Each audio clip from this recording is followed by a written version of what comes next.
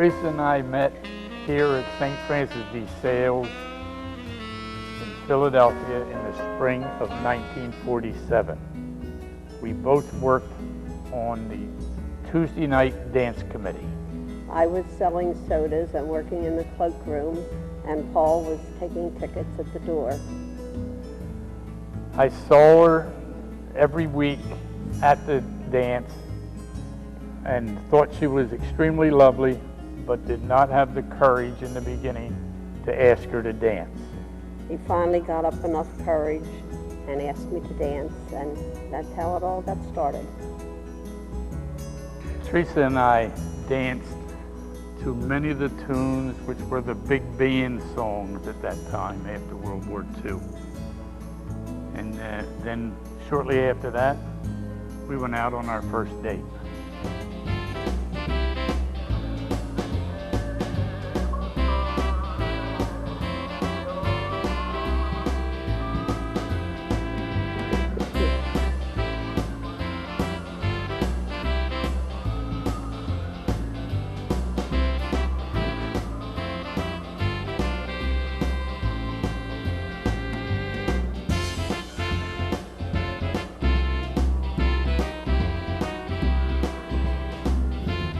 On our first date, we went to Don's in Yeadon. It was a type of a luncheonette, and down in the basement level they had a jukebox and a little dance floor.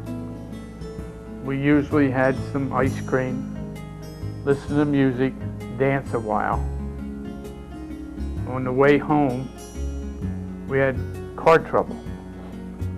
Our headlights went out on the car. What a serious event on a first date. When I would come home from work, I used to work in the city of Penn Mutual. He used to try and get to the trolley stop and wait for me at the trolley stop so that he could take me home and we could make plans for that evening. In the evening, we'd planned either to go to the movies, go get ice cream, take a ride out in the country, get a snack somewhere. Then we would go back to her house.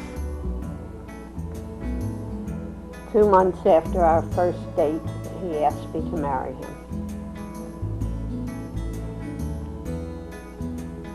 It was here in Fairmount Park, Philadelphia, on July 4, 1947, that I asked Teresa to marry me. I said yes, that I would, but we decided to keep it a secret for a couple of months and didn't tell anybody till November. Shortly after that, I spoke to Teresa's dad and told him that I'd like to marry his daughter. And he said to me, well, we can see you love each other, but she's very young, but she's a very level-headed person, so we have no objection. Then in November, on the 22nd, 1947, I gave Teresa an engagement ring while we were in her home. Our families and friends were not very surprised. We had been together almost daily for several months, sometimes days and evenings, sometimes evenings alone, evenings only. The only time I had the ring off was when I was pregnant with Teresa. My fingers swelled up and I had to have it cut off. And afterwards we had it repaired and it's been on ever since.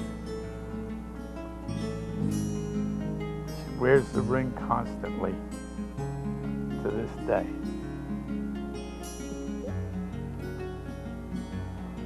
Teresa and I were married in this church, St. Francis de Sales in Philadelphia, August 21, 1948. On our 40th wedding anniversary, our daughter Donna wrote a poem detailing the events of this marriage. On August 21st, 1948, two of the best people I know were wed, and about this wedding the bride's father wrote, and this is what he said. The wedding took place at 10 a.m. in St. Francis de Sales Church. 2 of the ushers, the 3 bridesmaids, the bride and her father proceeded up the aisle to the wedding march. The wedding was beautiful, the vows were said, and you could understand every word. The wedding march and ceremony were taped from the sacristy, so they later again could be heard. After the ceremony, the wedding party greeted guests on the church steps outside, and then proceeded to Becker's photo parlor for pictures of the party, the groom, and the bride. At noon, the White and Bertram families joined the wedding party and Father Flatley for the wedding breakfast, and then at 2:00 p.m. returned to 5006 Cedar Avenue for a reception until late that day would last. The bridesmaids' gowns of white organdy over blue taffeta were made by the bride's mother, and the bride's gown was white dotted Swiss over white taffeta with a long train carefully handled by the groom's brother. The bride's father records that it was a bright and sunny day, and from my understanding it was a beautiful ceremony in each and every way. That day was very special because it joined the 2 people I love most in my life, and I'm glad I got to read about the day these 2 people became husband and wife. At the time when we were married, it was customary for the bride to kneel on one side of the altar and the groom to be on the other side. But we requested that a double kneeler be placed so that we could be together through the whole ceremony. On our honeymoon, we went up to Massachusetts. We went sightseeing. We saw Boston, Plymouth Rock. Did a lot of riding. On the way home, we visited Bud Lake in New Jersey. From there, we went to Atlantic City. After spending time there, we headed home. It's nice. Our first family home. The first 6 months of marriage, we lived with Teresa's family at 5006 Cedar Avenue in Philadelphia. We then purchased the property behind us at 4819 Hazel Avenue in Philadelphia, and we converted the house into a triplex. We lived on the first floor, rented out the second and third floor. While we lived here, our first child, Kathy, was born. In February of 1951, we moved to Limbrook Road in Springfield, Delaware County. The rest of our children were born while we were living here. We participated in many community and church affairs and were very active in the Boy and Girl Scout troops. We spent a lot of time participating in the community activities. Many of our children won awards for decoration of 4th of July parades. They took part in many activities at their school.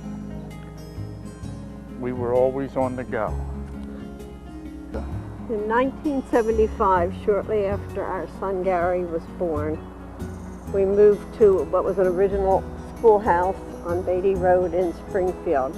We thought we needed more room for the children. In later years, we have been relaxing more, taking more time off, going on trips, sightseeing, spending more time at the seashore. Last summer, we took a trip across the continental United States and visited every state west of here. We are really enjoying life. Although we've had our share of hard times, we've never lost our sense of humor.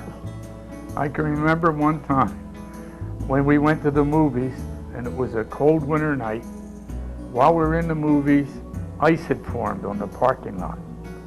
We came out to the car and I went to unlock the car door and opened the car door and I looked around and there was no Teresa. And I said, "Where is she? What happened to you?" She said, "Down here." She was laying on the ground, half under the car. She had slipped on the ice. Fortunately, no injuries. It's hard to believe that 50 years have passed. I remember for the first 16 months we were married, Paul brought me flowers on our anniversary every month. People often ask how we spend and enjoy the holidays with so many people. Thanksgiving and Christmas are our favorite holidays, although we get together many times during the year. And Thanksgiving and Christmas, fortunately, we have room enough to accommodate everyone, and they usually come around, and we visit as many of those houses as we can find time for. People often ask how we have survived for 50 years. It's all because of love. Constant 50 years of love.